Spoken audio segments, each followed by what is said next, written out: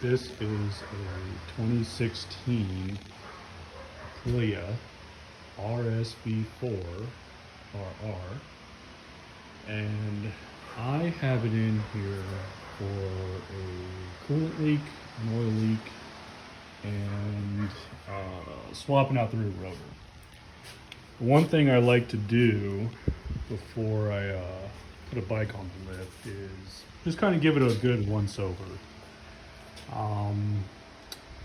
Definitely have a camera, phone available, so you can document any sort of imperfections or damage that you see. And also, this is the point where you just rolled it onto the lift. There are no body panels taken off. So the bike just came off the street. Let's see what we can find. Just a quick sweep. Now during this time, I will check brake pads just for the sake of habit, but also take a look at wheels.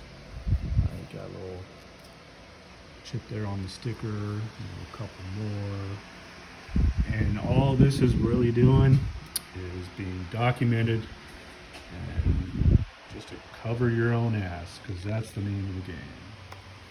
Got a scratch there, a little nick probably from riding. Got some nicks on the mirror here.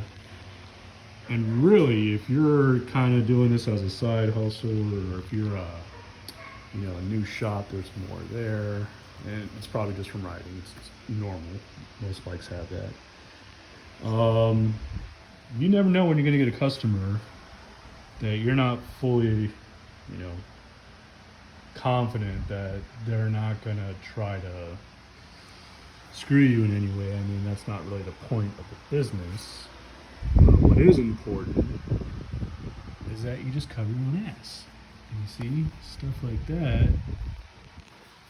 Closer. This is a big old chip. And when we first looked at this bike from a distance, it looks great. But these are the things that really will help you out in the long run when you're so it may have been down. Frame slider, beautiful frame slider, but just note everything you can see before you take off any body work. Believe me, it'll save you some heartache later. We got some oil buildup there,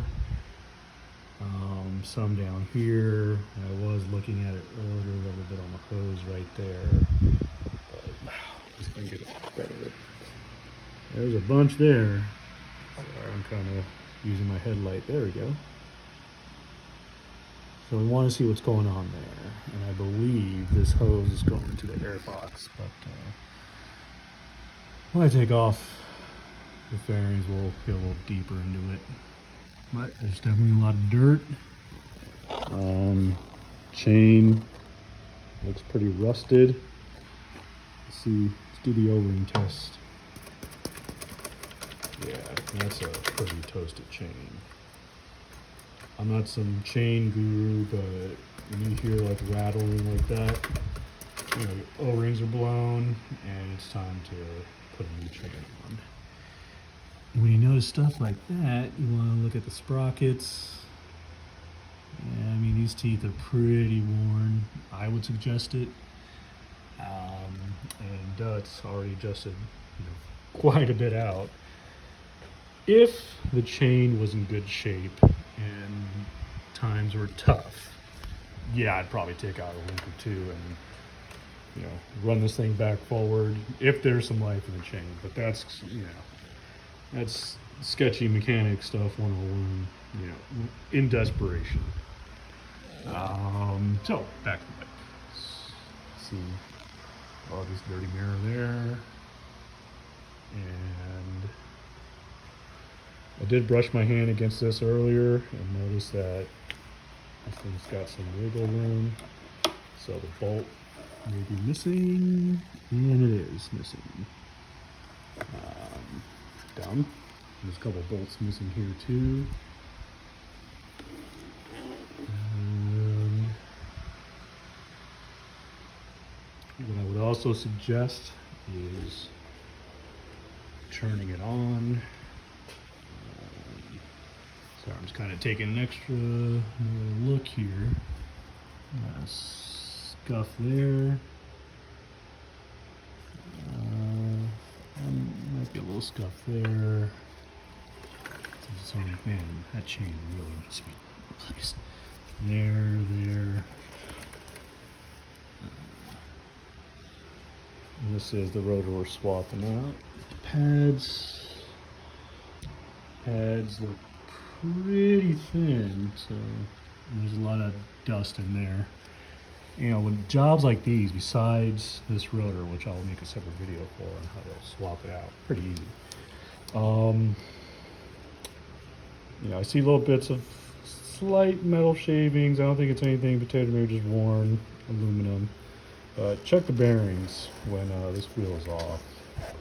Seems like it's all right though. But check. Safety is everything. Oh, you can see the rust right there, bro. Yeah, and you know, when you take these things off, especially when you're taking off the rotor, or doing any sort of work on the final drive system.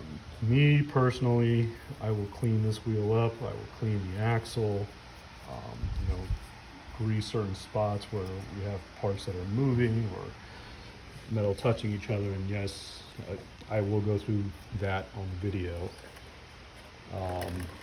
Clean shit up. Even clean up the swing arm a bit from all that dirt. People like that stuff. I know. You know, you're only getting paid for so much of your time, but you really need to think about customer service if you want to create retention. So that's not even, that ain't right. I can't do it. I think I can do it. I don't want to bend it.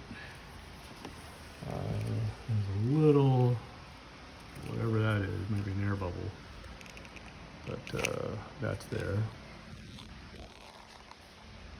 I mean, for the most part, this bike is pretty good looking, but yeah, up close you'll see some stuff. But I did want to point this out before I forget. So this thing again came in for a cooling issue, but here's a thermostat housing. It houses a thermostat, duh. It's two-piece. Thermostat sits inside. You see there's quite a big gap here on the mating surfaces. So I will be getting to the point where I'm removing this. So I'm going to check the sealing. But before I do anything, I want to look at the person who last worked on it. Well, not the person, I guess the work that they did. And, you know, this clamp isn't really seated right on this hose. It's kind of hard to see, but see if I can get closer with my headlight. This really shouldn't be riding over the hose. And the way it's seated, this clamp should be a little lower. Probably just didn't have the right tool to really clamp it on, and I don't know. I can only make some of the assumptions. People do things differently. Again, here is a hose clamp that really should be moved over a couple millimeters, because I'm thinking it might be sitting on the lip of this piece, of this housing. It's just my assumption, like half of it's on the hose, the other half is over the lip and on the actual part, but we'll see. And down here, let's see if I just make my finger, there we go. This clamp is not even resting on the meat of the hose. You can feel where the end is of the part that it clamps onto, but it's not seated properly. So just right off the bat, that ain't right. So yeah, I'm thinking just maybe that these clamps have to shift over and the hose has to back off a bit. And usually with these factory hoses, I want to say on at least Japanese bikes, you will have dots on these hoses that will let you know where to line up, because sometimes it might have some sort of curvature and you're really just I wouldn't say you're guessing, but you're just assuming that everything's just cut straight, and that's just not the case. But we shall continue. You know, one thing that I guess can stand out is this hose does look a little swollen. Could just be the hose going on a tight fitting, but we've already seen that it doesn't appear that these hoses were mounted correctly. So at least with this swollen hose, I want to make sure that thermostat's working correctly.